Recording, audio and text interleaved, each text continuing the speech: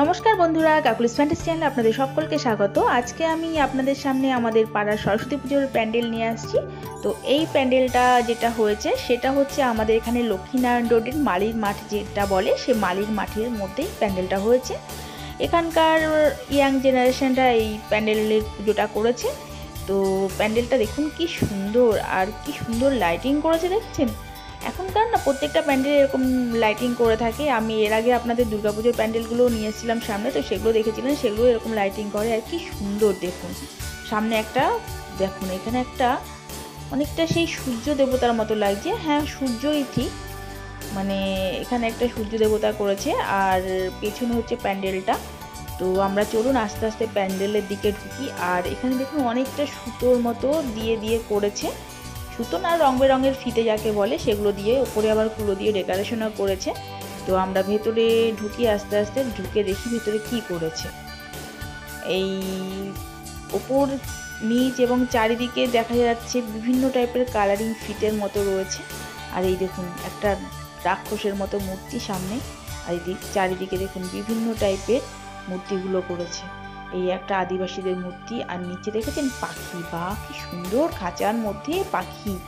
এরকম অনেক খাঁচা করেছে জানেন তো, আমি তো দেখি অবাক। আর দেখুন এই দেখুন আদিবাসীদের মূর্তি এক একটা মুখোশের মতন করেছে, আর এই খাঁচার মধ্যে বিভিন্ন কালারিং পাখিগুলো।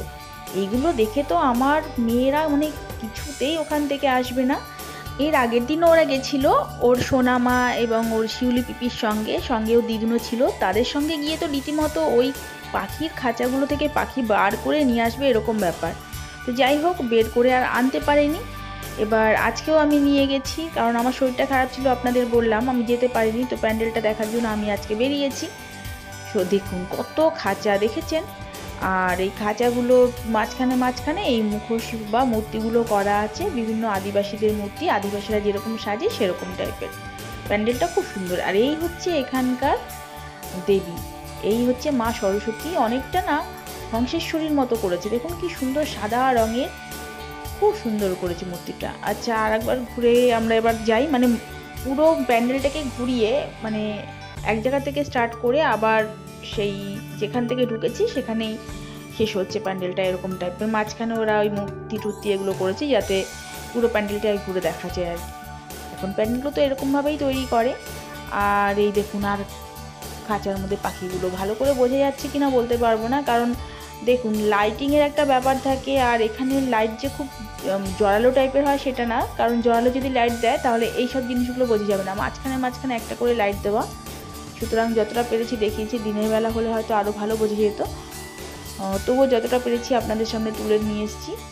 প্যান্ডেলের শেষের দিকে আমরা চলে এসেছি। এবার মুখোশটা একবার দেখাই, দেন পরপর দুটো মুখোশ, না মূর্তি আর কি, মূর্তি বলুন বা মুখোশ বলুন, যাই হোক পরপর দুটো রেখেছে। এই দেখুন, আর পেছনে হচ্ছে মা সরস্বতী, দেখেছেন। আর মন্দিরটা এবার ভালো করে দেখে নিই কি সুন্দর। আচ্ছা চলুন এবার পরের প্যান্ডেলটা দেখি। এই হচ্ছে পরের প্যান্ডেলটা। এই প্যান্ডেলটা একদমই সিম্পল করেছে, একদম সাধারণ প্যান্ডেল, কিন্তু এটা হচ্ছে গিয়ে আমাদের এখানে পার্কের পুজো, মানে মিউনিসিপ্যালিটি পার্ক যেটাকে বলা হয়, সেই পার্কে এই পুজোটা হয়। তো এটাও খুব সুন্দর করেছে মূর্তিটা। তো মূর্তিটা আপনাদের দেখাচ্ছি। প্যান্ডেলটা বেশি বড় করেনি ঠিকই, কিন্তু মূর্তিটা খুব সুন্দর করেছে, গোল্ডেন কালারের মা সরস্বতী। আমি এর আগে দেখেছি ঠিকই, কিন্তু এত গোল্ডেন বা এরকম টাইপের মূর্তি এই ফার্স্ট দেখলাম। মূর্তিটা সত্যিই খুব সুন্দর হয়েছে। আর এখানে গিয়ে তো আমার মনারা এখানে যতবার যায় ততবার তাকিয়েই থাকে মূর্তিটার দিকে। মূর্তিটা আপনারা একবার খেয়াল করে দেখবেন, খুবই সুন্দর।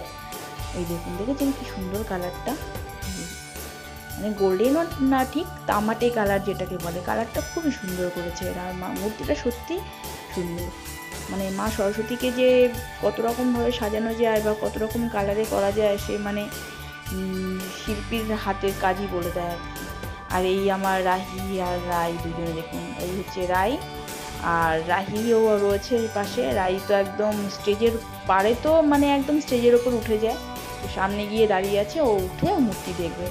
সামনে ওর দিদুন রয়েছে, এবার দিদুনকে হাত ধরে উপরে টেনে তোলার কথা বলছে, কিন্তু দিদুন তো যাবে না। উনি গিয়ে এবার বসলেন প্রথমে, দেখুন প্রথম সিঁড়িতেই গিয়ে বসছে, দিদুনকেও বসতে বলছে ওখানে। ওর পাশে রয়েছে ওর বুনু, তো রাহিও বসে রয়েছে, দুজনে মিলে এবার ওপরে উঠবে। এবার যাই হোক, জুতো পরে আছে তো ওপরে তো তোলা যায় না, বাচ্চা একদমই মানে এরা অবুঝ, কিন্তু এরা অবুঝ হলে হবে কি, আমাদের তো বুঝতে হবে ব্যাপারটা।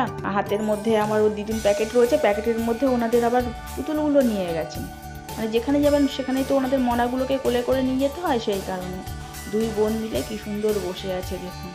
মানে ওরা না সত্যি এখন না যে কোনো জিনিসকে খুব সুন্দরভাবে এনজয় করে, এটাই আমার ভালো লাগে। আস্তে আস্তে বুঝতে শিখছে, তো এইভাবে ওরা আস্তে আস্তে বড় হচ্ছে, আর আস্তে আস্তে প্রত্যেকটা জিনিস যেন এরা উপলব্ধি করতে শিখেছে।